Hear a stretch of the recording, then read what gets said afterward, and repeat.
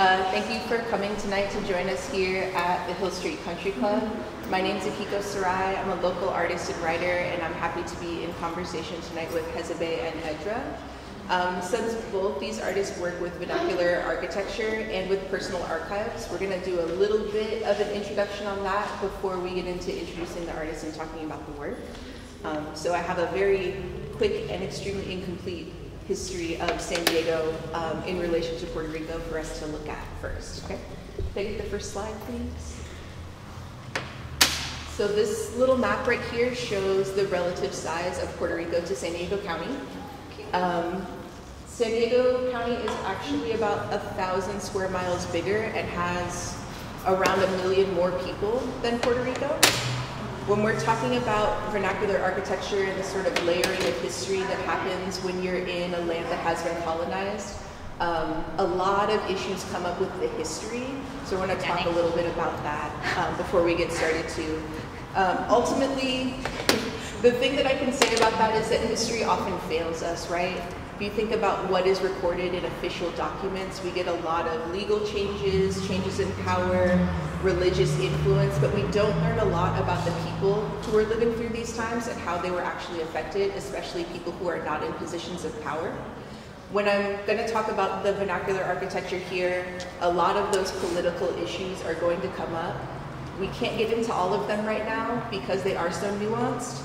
But we are going to talk a little bit about how that affects developing the identity of a region. And I want everyone to remember that these are happening in a layered way, that is all of that stuff on top of each other, and the stories are going to interweave themselves. And this is just to get us a general idea to place us in space and time before we start approaching the artists in the room. So let's go to the next slide, please. You might be familiar with this building. This is Mission San Diego. Both San Diego and Puerto Rico were discovered, heavy air quotes, contacted by the Spanish. The Spanish arrived in Puerto Rico in the latter part of the 1400s, and then about 50 years later in San Diego. San Diego was not an advantageous place for them to settle at the time. They continued up the California coast, creating maps, and then across the Pacific into the Philippines. Puerto Rico, on the other hand, was settled almost immediately, with the first forts and churches being built there about 1511. 1511 was the first archdiocese of Catholicism coming into the New World. Those architectural details draw a lot from medieval Spain, but adapt to this new area using different materials, and that's part of what vernacular architecture is. So vernacular architecture is something that is specific to a region, and that draws from local construction and the resources that can become something that is really situated in a specific time and place. So time in that layered way, and place as in things coming from Italy, coming from France, coming from Spain, through Catholicism, through trade, and then through that colonial expansion into the New World. So this mission was built in 1769, and that is about 200 years after Cabrillo first sailed into what we now call San Diego Bay. When you start looking into the history of San Diego, one of the first problematic things that you'll encounter is that it's split into Spanish contact and prehistory. And that's the first site that I want to talk about, is traditions of historical erasure, right? There's evidence of indigenous people living in San Diego and continuing to live in San Diego for 10,000 years before the Spanish got here. That would have been, or that is, the Kumeyaay and Luiseño primarily, and other small bands. By the time the Spanish were in Puerto Rico, the Tainos had already gone all through the Caribbean Sea, robust networks of trade, sophisticated cultures that were essentially erased by calling that prehistoric. And I want us to keep in mind as we go through this short slideshow that history is also something that's still happening, and kind of how these things recycle is part of what we're talking about with vernacular architecture. And the next slide. After the 1700s, we think San Diego is part of New Spain. Mexico gets its independence in 1820, so now San Diego is part of Mexico. Doesn't become a state until 1850. And about 40 years after that, the Spanish-American War means that Guam, the Philippines, and Puerto Rico are now United States territories. That happens closer to 1900. I think it's 1898 specifically when that treaty was signed. And again, that's another thing we're talking about. Treaties getting signed is something that's going to go into the official narrative, how that actually affected people of multiple cultures living in Puerto Rico and living in California, not necessarily going to be recorded in a way that we can easily access now. That's part of why it's so important to maintain a personal archive and to document the stories of ourselves and our communities around us. We see another surge of this like Spanish colonial architecture happen about 1900 to 1920. Balboa Park was built in 1915 and uses that architectural style. So if you look, we have similarities in the arches up here, in the tile roofs and the white stucco. That's drawing on the history of San Diego. We start to see this sort of identity of the city starting to emerge. That's in 1915, and that architectural style continues up until 1940. In this slide, please. We see that repeated again in the building of San Diego State. Around 1930, San Diego State moves from its original campus on Park Boulevard to what they call Montezuma Mesa, which is now that whole college area. These are some of the earliest buildings in 1930, again, built with those similar details. Big, thick walls, the way that forts are built, tiny windows, they're easy to defend, the bells, the arches, the overall shape. The college obviously has expanded since then. That's what I mean, like history is still happening, but it was originally another part of establishing identity. So we see this coming through the cultural institutions of San Diego. That trend really continued heavily into the 1940s, but it wasn't only held up in these cultural institutions. It's also happening in people's daily lives. If you think about apartment complexes that you're seeing, like especially in the post-war period, moving into apartments becomes more prevalent, and people moving according to like what industries are happening. Think about all the people who came here for the military around World War I and World War II. Oh, the other detail I wanted to bring up was pretty much right after Balboa Park was built in 1915, Puerto Ricans become US citizens in 1917, just in time to be drafted for World War I. And then I have a silly example for how this fits into our daily lives, if I can have the next slide. So it's not just these cultural institutions, right? It's also things in everyday life. So the mission that was built in San Diego, remember that's 1769. The mission system continued all the way up the California coast all the way to San Francisco, including a mission here in Oceanside, which is actually the biggest of the California missions. That architecture becomes part of the vernacular of San Diego, of Southern California, or like more widely the Catholic borderlands, right? And we see that this is the first ever Taco Bell. It was founded in Downey, California in 1962. So we think about other historical events. This is the post-war period, baby boom, more people going to work, more convenience foods, less cooking at home, different divisions of labor. And even though I'm not holding this up as like a representation of the truth and history of tacos in Southern California. I think we all know that that's not why you go to Taco Bell. But it does say something about like whose history is recorded, right?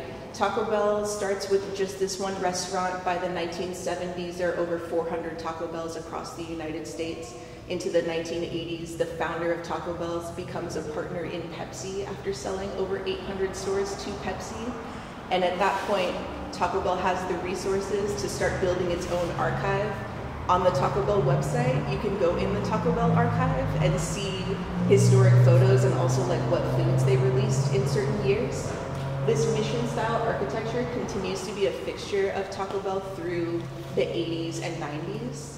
And then even when it goes in a different direction with rebranding, you still see a lot of the recurring elements, especially the arches, of course the bell, and even as those shapes become more contemporary, it's still like part of the identity of the brand, right? Can I have the next slide?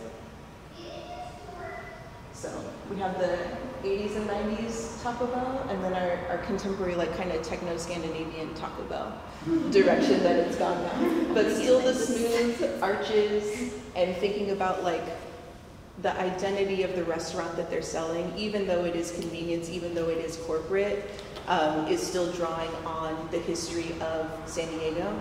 I also don't mean to imply that like the Crunchwrap Supreme is some conspiracy between the Catholic Church and like the Spanish crown. It's just about how these parts of architecture, stylistic notes like weave in and out of people's lives. The other thing that I wanted to mention as far as maintaining a personal archive, part of finding the imagery about Taco Bell or of Taco Bell, they kind of dedicated or created that building, decided that that building is a historic site for their brand, and they took ownership of the building and moved it to their headquarters to maintain as part of the Taco Bell personal archive. So now it's in Irvine, California. But the original site is only 15 miles from another California mission that was part of settling down in California into LA County. So that's a very quick and extremely incomplete history of San Diego prehistory to now, and bringing us into some of those details to think about comparisons between here and Puerto Rico. There are a lot of cultural influences, different ethnicities obviously in our city and on the island of Puerto Rico, but we really want to start thinking about vernacular architecture, these mixed and layered stories, and how those colonial influences weave their way in and out, either in the names of things like Mission Bay, Mission Beach, Mission Federal Credit Union, whatever, and in the sort of sense of place that we're establishing, right?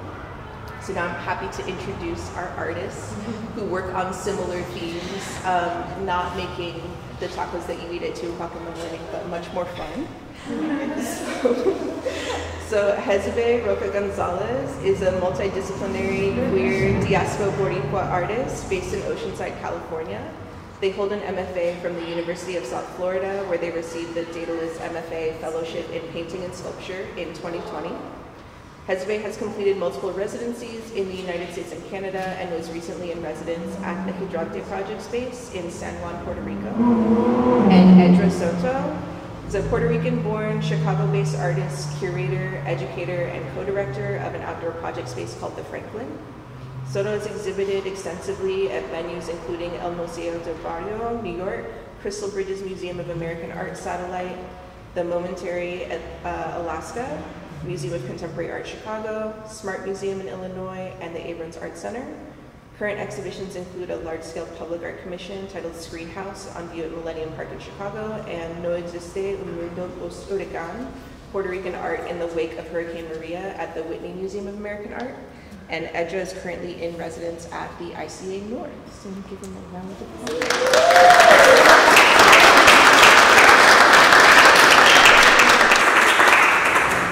We want to talk about dominos. The format for tonight is going to be very conversational too. We're playing dominos. If you're playing my sexy fancy dominos, that I got from Brianna. Never seen them before. They're cool. They are very cool. We want to actually start talking about dominos, and like We can talk about coquito. yeah. Because I brought it as like your host. If anybody that haven't had it, or if you want more, you're very welcome. So coquito is a drink that became very traditional in Puerto Rico, and people make it during the holiday seasons, and I think it's more identified as the Puerto Rican eggnog. Yeah. But it doesn't have eggnog. It doesn't have eggs. It's coconut, different kinds of milks. Coconut milk, condensed milk, evaporated milk, cinnamon. That's why I put cinnamon and without cinnamon. You want to try it? Anybody want to try it? Yeah, that's true. Bye-bye. I have some coffee left. Don't have for everybody.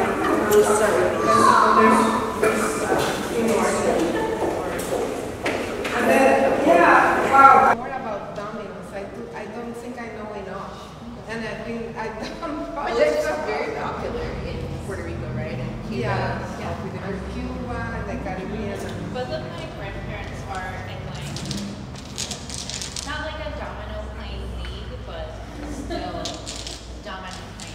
Yeah. And they're very hardcore and never let me play with them. I don't remember. I think I learned about the history of that, but I can't remember. It's very competitive. Yeah, it's very popular in our nation. Yeah. And people. I mean, I love the idea of coming together in a casual manner. I love that it brings people together. I start incorporating domino games in my work, thinking about the relationship, between Puerto Rico and the United States. I'm married to a man, a white man. I'm American too. But our cultural differences and what I learned about America when I grew up in Puerto Rico, I identified a lot of things with him and his culture. When I met him, I was recently kind of moved out of Puerto Rico, and it was a cultural shock for sure. Just experiencing his life and the way people socialize is very different than the way that I used to socialize. There will be music, awesome music playing at a party and nobody's dancing. I didn't understand that. Like, white people is not dancing. What? Is there really that much to talk about? I came to relax. It's a lot of work to have a conversation for 4 hours. So yeah, that was and then we start kind of making work and having this as a centerpiece because it's an excuse to get together. It happened at time. It brought us together.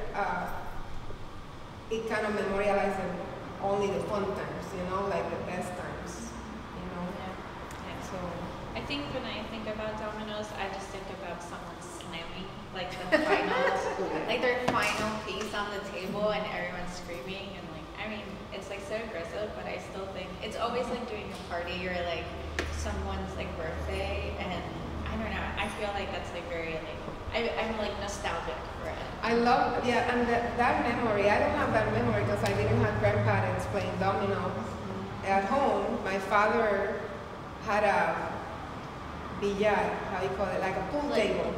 Yeah. So, it wasn't like a thing at my household. And so I actually don't know the rules of the slamming. I still have to learn the last. How. When you It's just when you win, it's like playing Uno and you like throw a last one down. Yeah, but at the moment, like when you know that when I had the last domino and then you didn't know, I could have probably slammed and it would have been like a like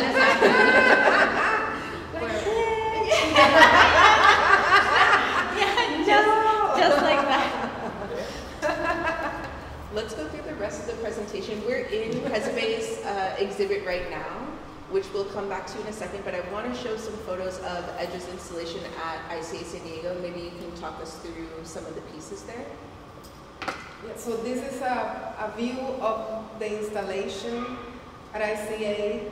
The title of the exhibition is Graft, and I titled this project Graft because I was looking for a way of representing my migration, and I found in the decorative motifs of Puerto Rico, the motifs that live in the domestic spaces, I found a real connection. I grew up with a very vast wall of decorative concrete blocks that they had a very high contrast, and that light, dark and light, was, like we talk about my lexicon. This is like the memory, the things that I believe they're part of me.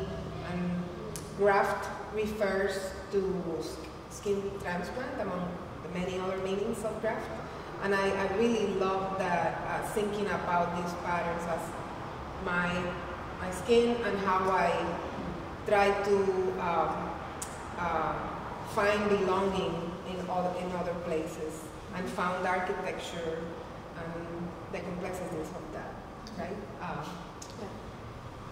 domestic architecture is not really meant to be contemplated to bring out reflection, but after, reflecting about them and thinking about what are there things about this architecture that I don't know, and start understanding, start discovering the origins of the decorative blocks and the fences, the patterns having the African influence that is not really an information that people will share or discuss popularly. Is just something that is not something that is known in populist culture. So I thought there was something to explore.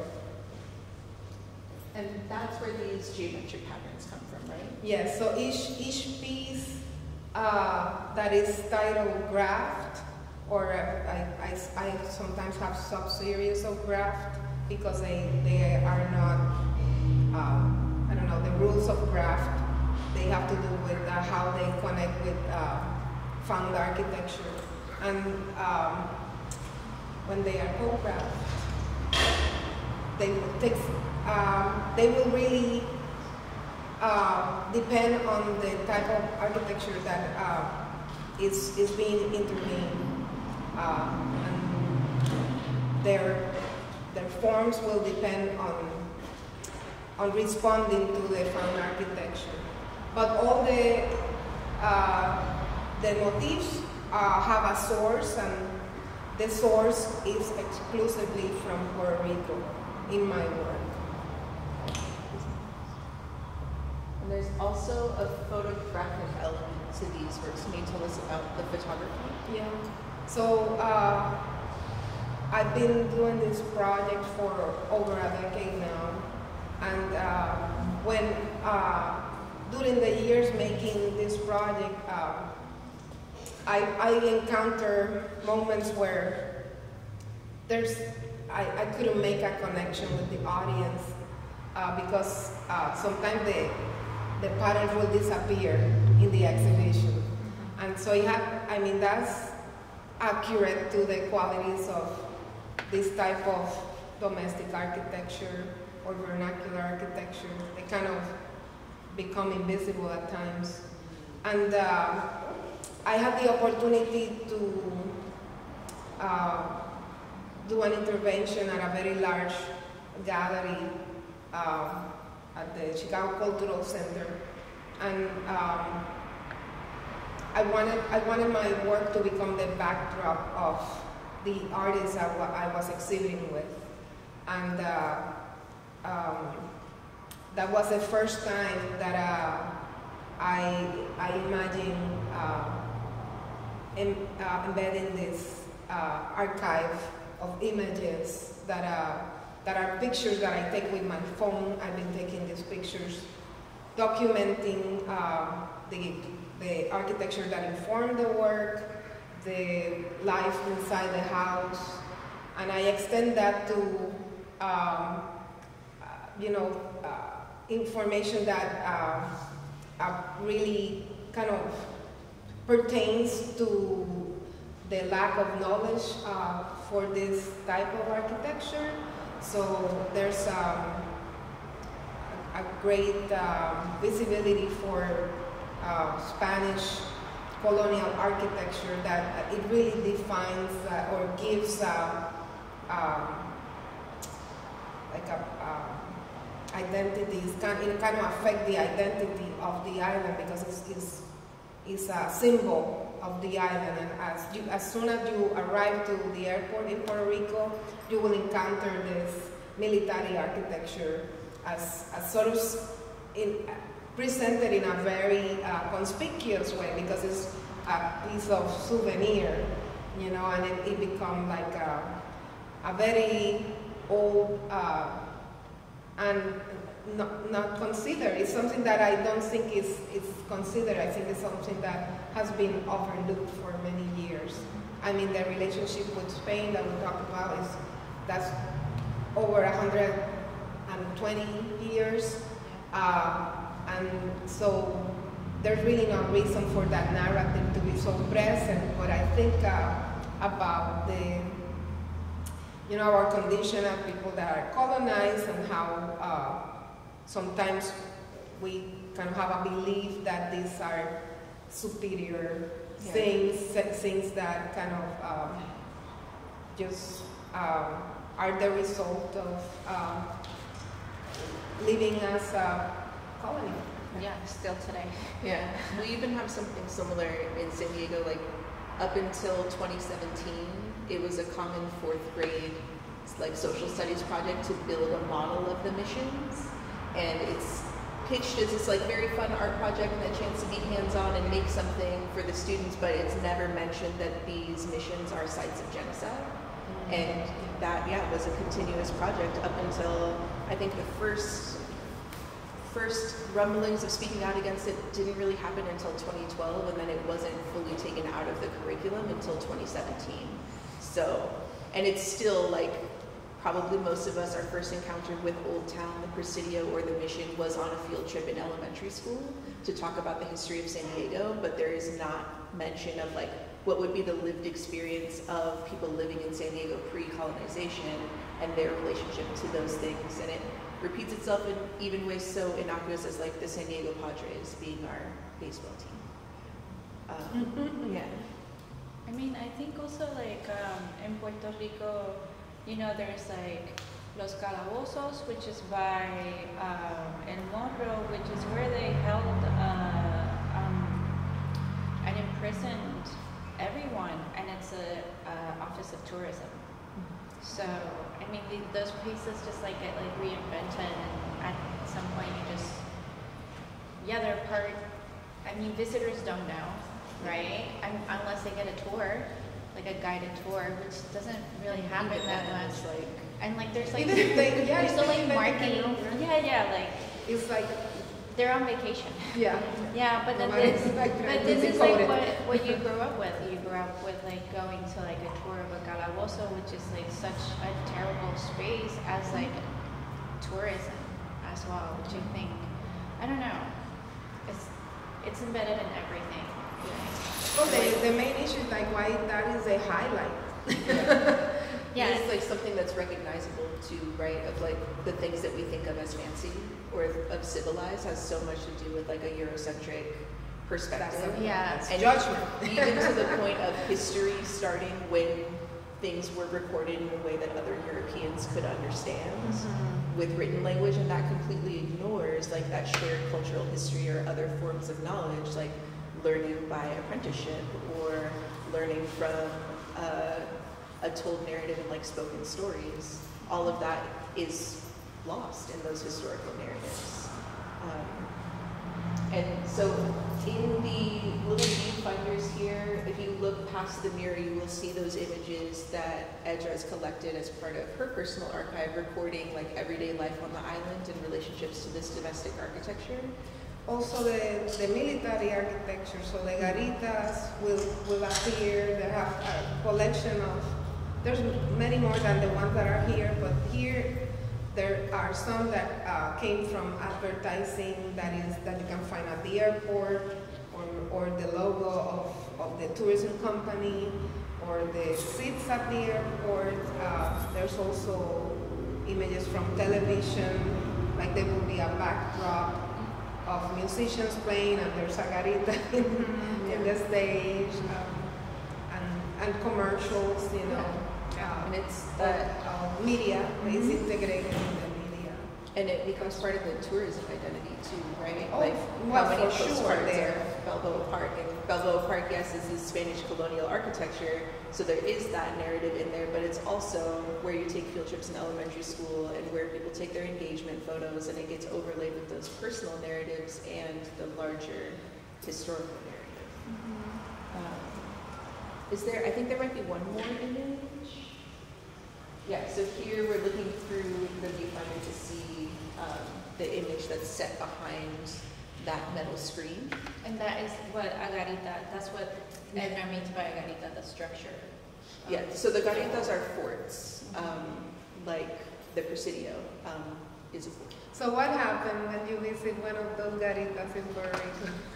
Well, What happened? What is your experience when you visit? Well, the first one's in Old San Juan, right? With the big, like really, really thick walls. well, I also remember reading a book that one of them was haunted.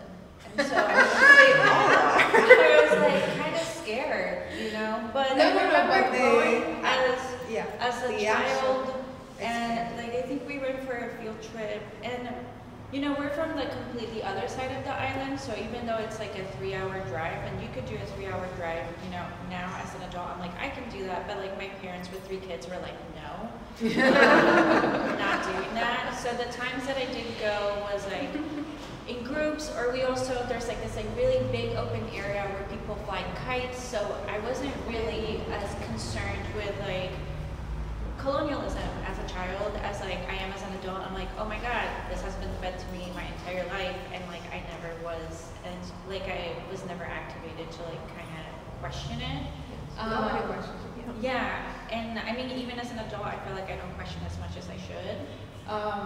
But I just remember just kind of learning about it all, and just being like, why did we need to fight?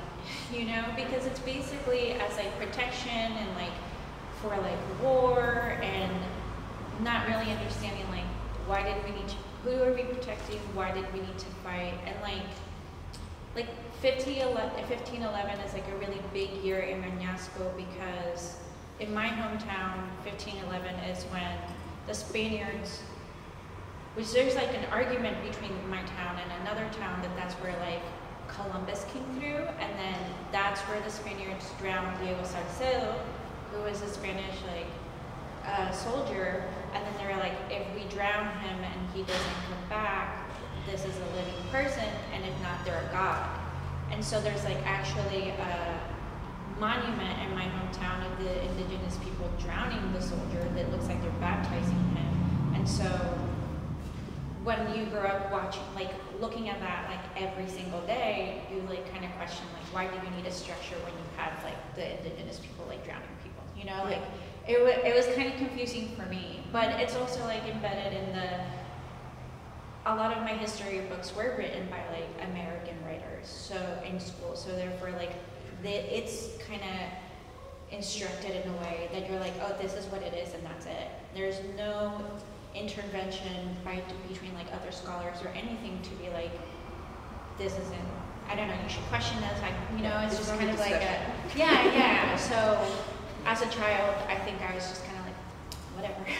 But as a teen and an adult, I came more into place into like, this is weird. And it's weird that we still like conserve it as a structure.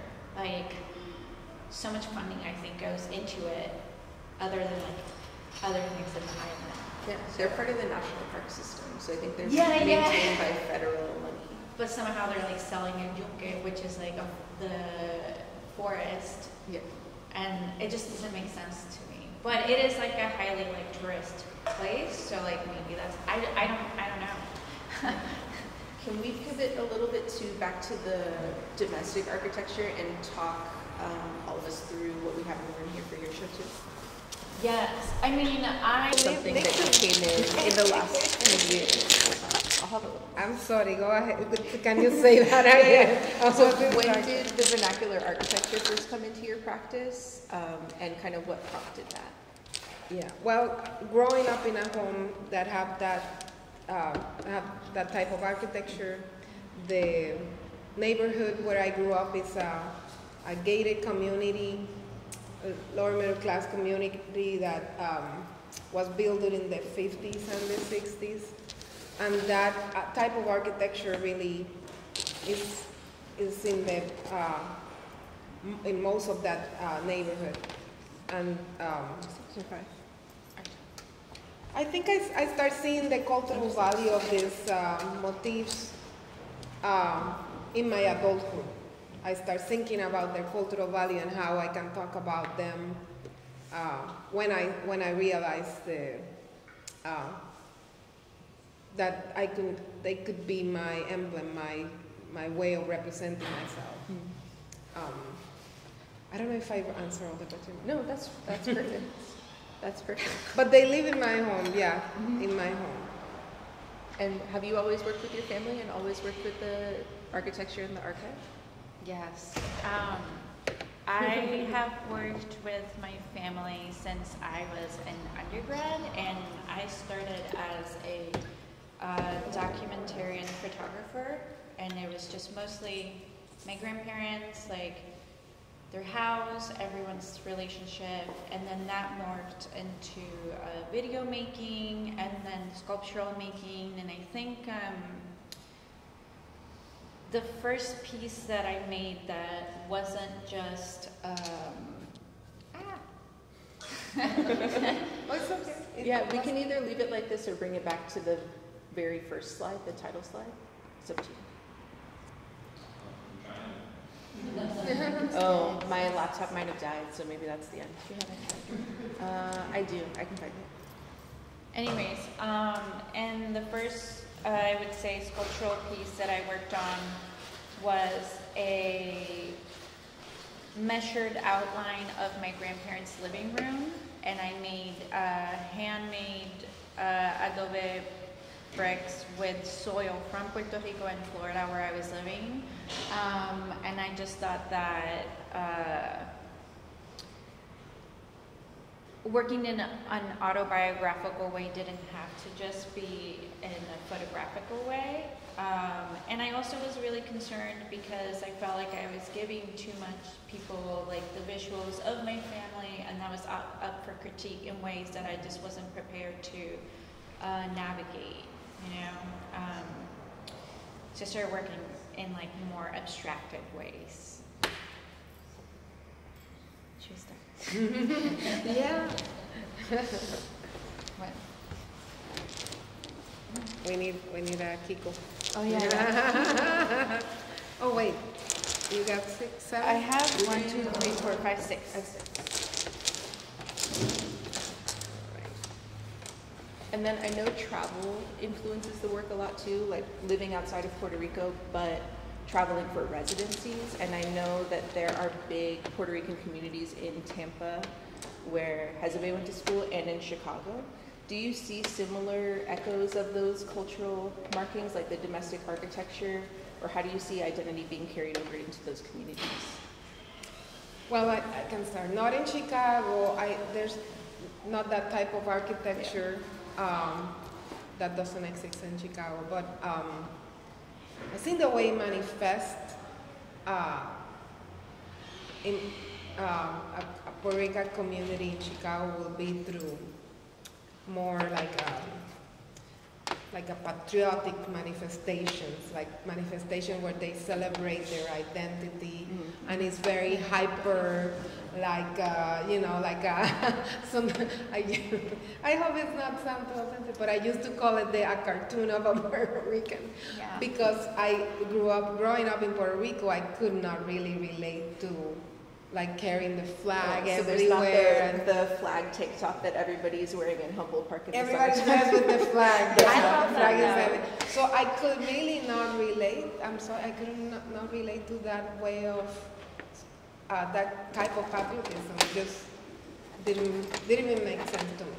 Well, the flag is a complicated I understand image, it. right? I feel like I understand it now more, but I couldn't relate it to Puerto Rico in the way that I grew up. Maybe other people do that in Puerto Rico in other sectors, but not in the way that or the life around me. And yeah. What about in Florida?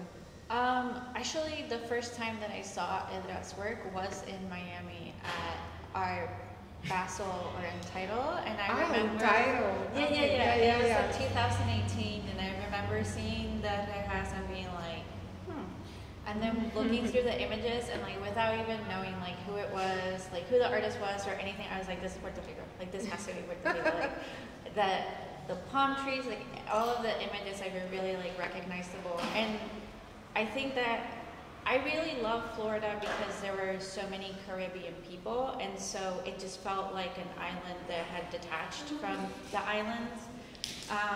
But it's also just like kind of a very complicated place to live in and like a very intense place to live in. So I'm okay like not living there, but it was one of the places where, you know, there's like a street that is like Puerto Ricans and another street that are Cubans and another street that are from another island, and then you go down and you talk and they like can tell by your accent, you know, they can tell that they're like, oh, tú eres Boricua, oh, tú eres Cubana, like all of this, and I just felt like very happy to have that sort of verbal, even just like verbal recognition. So like Florida for me was like pretty good in that way, and architectural as well, because they have a lot of those similar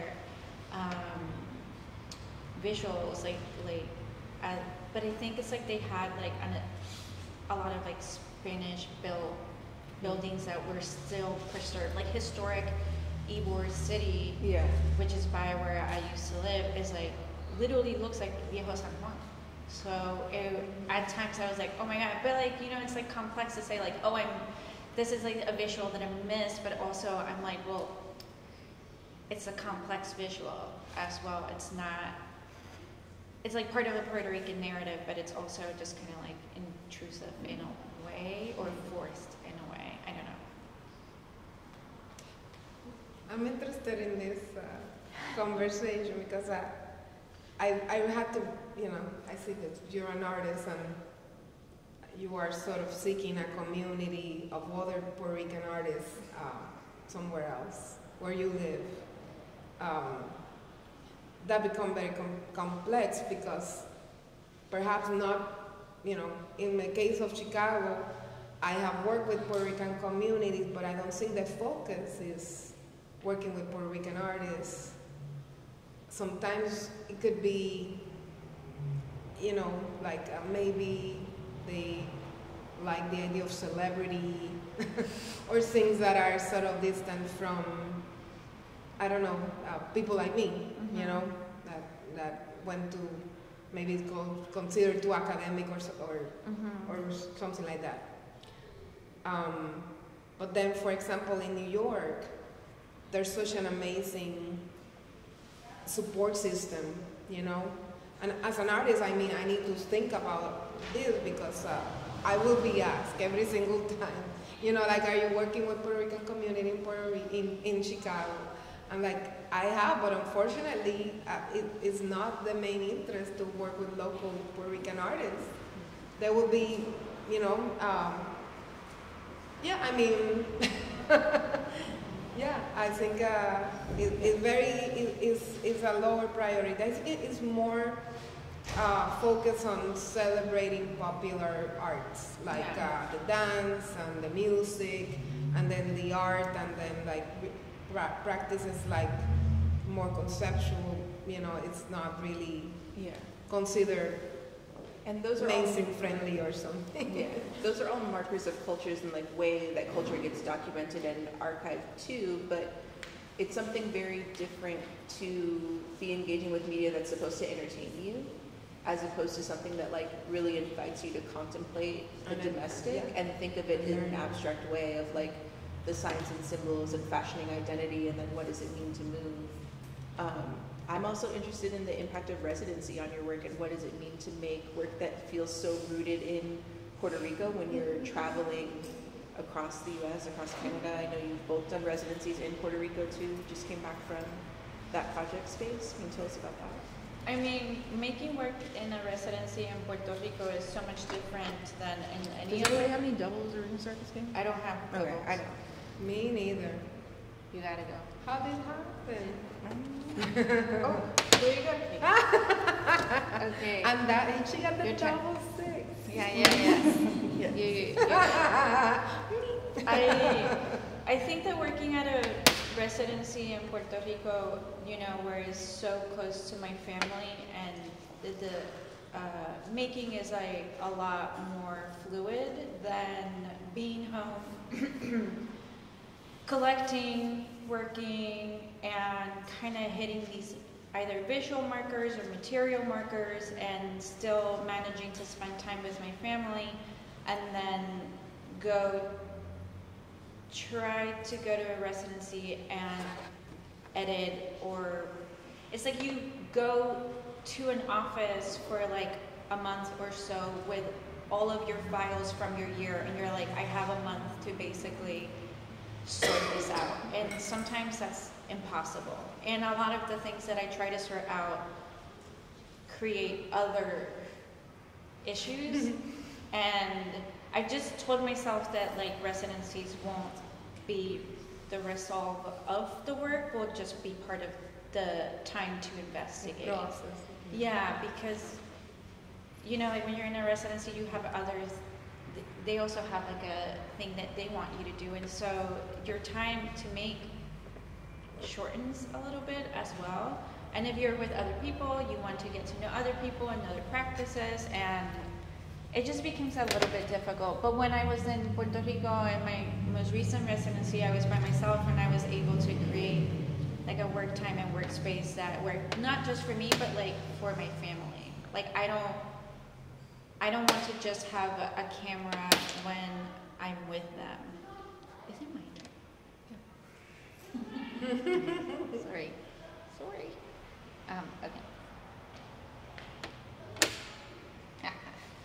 Okay. We'll see. Can you tell us some more about the specific projects, speaking of residency projects, that you're working on at ICA? Ooh, at ICA? Or like what's in general, what's going on? Yeah, typically at a residency, I love residencies so much because they very much eject me from my daily routine, and I can completely immerse myself in anything, my you know, focus, you know. And I've been very productive during those times. But this time of my life right now, it has become, it's really overwhelming, the amount of work. So actually, getting there at ICA, it was like I'm parking in, and like I have a room, I have a studio, but I also have a large bedroom and an apartment that is very comfortable and give me privacy. And I've been doing a lot of work and being able. I think I was really really overwhelmed in work and couldn't really organize myself for maybe a month and a half. And I came here. I think within that week I was able to find some time to sit down and organize, or like just source things out, you know, because I felt like I didn't have that time. When you're entangled in your daily life, it's just different than being, you know, removed from that routine, and it gave me a lot of mental space. That's why I love residencies. And ICA came. It's an exhibition attached to a residency, and it's absolutely beautiful. And you have an amazing community. I'm very happy to be there. Is it my turn? It's your turn. Is my turn? Yeah. Wait, no, is it mine? It's mine. There's no way we have 3 and you have like 5. Yeah, no, stop it. Yeah. I know what you're doing.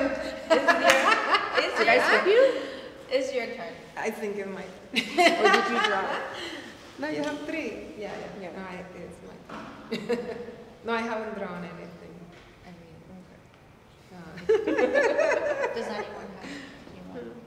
I think we can open to questions from the audience now. If anybody has any questions while we're finishing up our game, and then we'll leave enough time so that we can sort of mingle and see the work that's in the room too.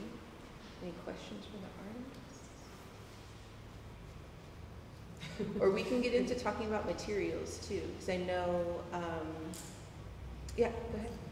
I thought that it was interesting, I know you were just talking a minute ago about your sort of ambivalence around the Puerto Rican flag and all of the protests, and that you are actually making a kind of counter flag as part of the residency project. I don't know if you wanted to talk a little more about the flag. Yeah, I love how you Slide it in there. But it's so good. You're so good every time. Yeah, I'm like, oh, Jordan. I I love you. Yes, I decided to make this counter flag. I attempted this before.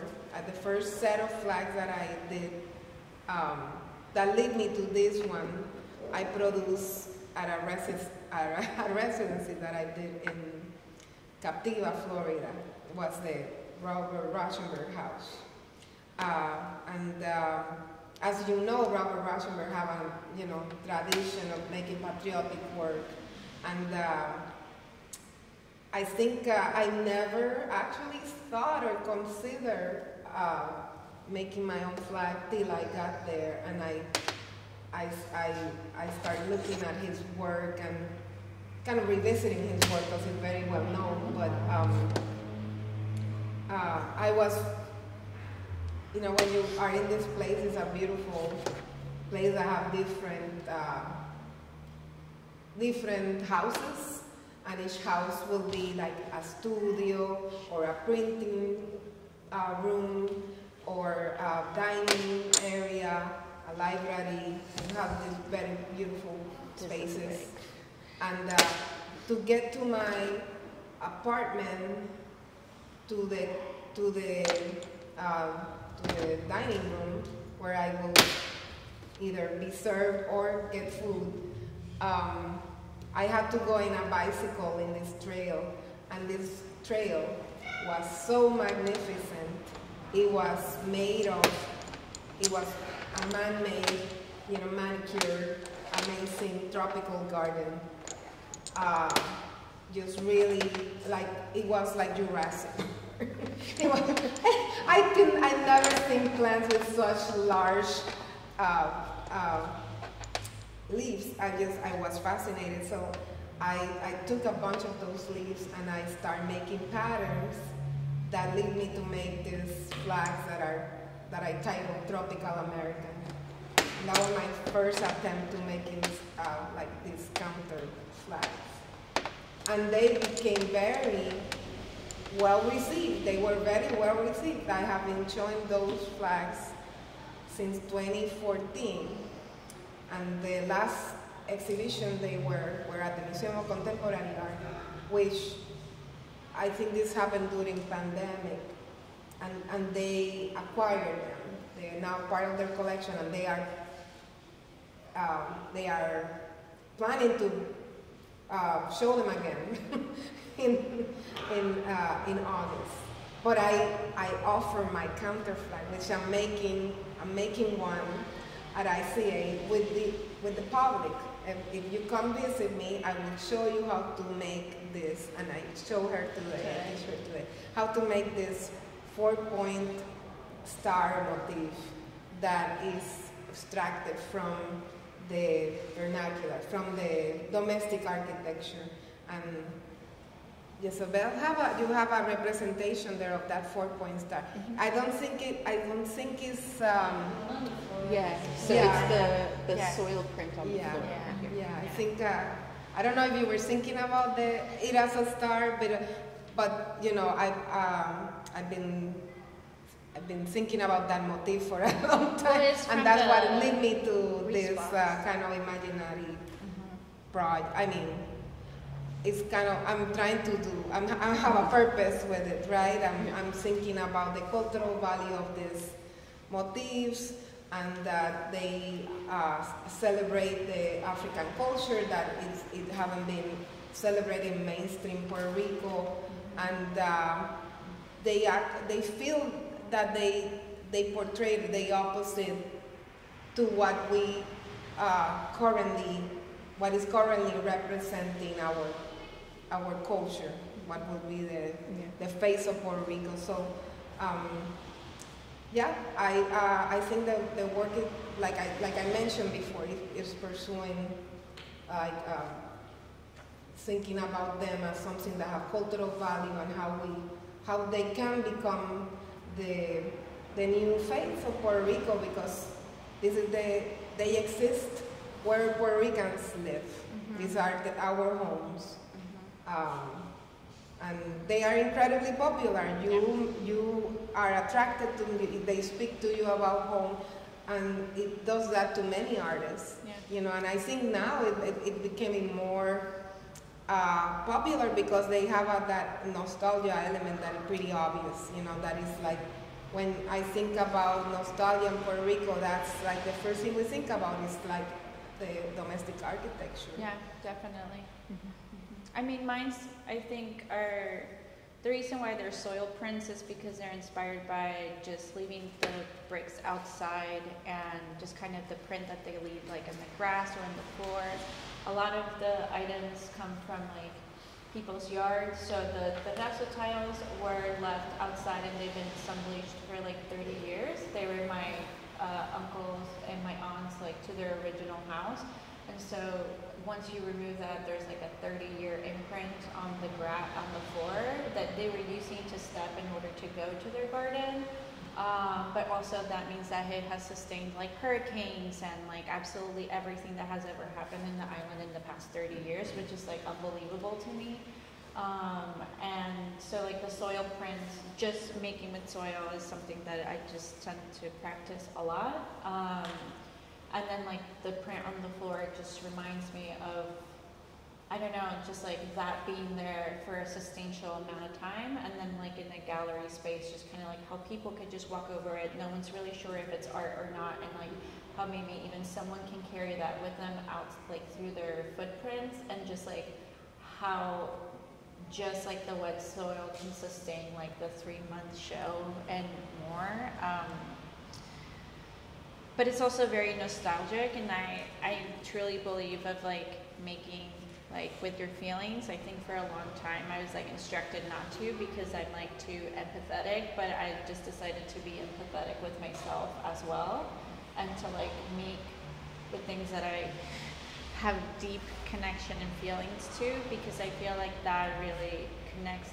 I mean, whether you are from this place or whether you have a connection to that or not, like there's always a conversation to be had around like the home architecture from, you know, however you want to connect it in like a personal way. And then I feel like that's very important to me, and like that would be something that my grandparents would probably connect with anyone if they were here. And I try to make in a way that it's like if it's accessible for like people in my family, then like hopefully it's accessible for others, even if they're not, even if they've never been to Puerto Rico. Yes. No, that's perfect. Any other questions? I mean, that really brings us back to something I forgot to mention in the beginning, just like the mission of Hill Street is this idea that art is personal, communal, and universal. So this is a way for us to connect to these very human stories that might be left out of an official history of wherever we're living, and really giving that like sense of dignity and understanding the existence of these multiple narratives. I think we have time for one more question, and I want to give enough space to come to the gallery. Are there any artists that you grew up being inspired by who are from Puerto Rico or are referring to now, contemporaries, who are working in similar ways or questioning, talking about similar topics or objects or materials as you are? This is just for my notes. Well, yeah, I went to this Escuela de Artes Plásticas de Puerto Rico, and at that time, that was in 1994, 95, there were a few professors teaching there that were really amazing luminaries, you know. There was a Cuban, Puerto Rican artist, her name is Rosa Irigoyen, and she was my professor, and probably one of the most influential, because very inspiring. Like, she was really interested in content, and she will give us these assignments where we have to make an artwork, but like write about it. And I remember I always been in, looking for ways of expressing myself because I was a very shy person when I was a kid. So I like writing, and it can be very creative. It doesn't need to make sense, but it can be a vehicle of expression. Wait, I lost my track. What I was saying. I'm trying to get to the point, and I didn't. No. I know but you were tell me your. Other artists. The other artist. So Rosa. Oh, okay. Sorry. I'm mentioning this because Rosa gave this assignment that she wanted students to write about the work, and people came to the classroom, and I remember that nobody wrote about anything except me. And she liked me because I did my homework. Yeah, and I don't think I was the best artist at that time, but somehow I found success that was a miracle for me, because I don't think I knew what I was doing, but I had great needs to express myself through art. And she was a great supporter, So, but there's a lot of artists like Martorell. Se me olvidó el nombre. No me acuerdo. Martorell is a craftsman. His work is really is very exquisite. Like he creates calligraphy, and he probably is in his 80s now, but one of the most prolific artists in Antonio Martorell is his name, in Puerto Rico, and he will be a person that the cultural institutions in Chicago will invite and roll the carpet, because it's like he's like a historic figure, in Puerto Rico, and. But very well deserved. I'm glad that this is somebody that have enjoyed his successful career for many years. And he made a graphic, I think it was a xylography, a wood carved, representing a fence and a figure of a mother with a fence. So that picture, I love that picture, because it's like one of the few representations of domestic architecture that I have found from the artists from our history, of Puerto Rican history. Is there any other Puerto Rican influences, Jezabeth? Well, I didn't go to art school or knew that I wanted to make art until I was an adult. I think my first class was when I was 24, 5, and I'm 34 now, and I graduated grad school like 2 years ago, 2020. And so I wasn't really involved in the arts at all. There wasn't even an art class in my school when I was growing up. So I didn't really know a bunch. But I think as an adult and trying to make connection with other artists, I always talk about my friend Sofia Galliza, and her work. She's more of a video cortometraje, like filmmaker. And Sofia, one of the first pieces that I saw of Sofia was a work that she had with, I think, the Puerto Rican Library in Hunter College in New York, and she had access to some of their video, and I was really inspired by it because it takes a 10, 15, 20-second clip, and it expands it for like over an hour, and it loops through the entire time. And it is a video of children in Puerto Rico playing with the snow that was brought during a Christmas and dropped from a helicopter, as in like this like American dream, but you drop snow from a helicopter in a Caribbean island, it's just gonna turn it to mud. But there's only like a very short segment of documentation, and also the family that brought the snow, and she worked with a composer as well to create a music for kind of like the movement of the what happens in the video. And I just think it's probably one of like my most favorite pieces ever in my entire life, and what I will remember. And she's like more, I guess, contemporary. She's probably my age as well, like 34, 35. But she's been in the Whitney Biennial. She was in the Post Huracan, like Whitney show. And if you want to talk to her, let me know. She's my friend. Yeah. Yeah, she's remarkable. Yeah, she's I love like her work as well. she's like very tender, very smart, very amazing, and very curious. So like that's who I talk about. The Whitney show has a lot of great documentation if you're interested in other Puerto Rican artists. And then for these two artists, we have links on our websites, respective websites for Hill Street and ICA, linking to websites, linking to other images. There's great documentation on both of those websites. But before we close, I want to go to our very last slide because I have some questions for all of you to think about as you move through the exhibit here and kind of continue to talk about this exhibit with the people in your community. Because a lot of the issues that are touched on in this work are issues of the everyday, thinking about domestic space, thinking about home and what that means and what our relationships are to it. So we want to foster those personal, communal, universal conversations. So as we close, I'll just leave this last slide up and you can all feel free to move about the gallery and talk amongst yourselves. Thank you so much for being here.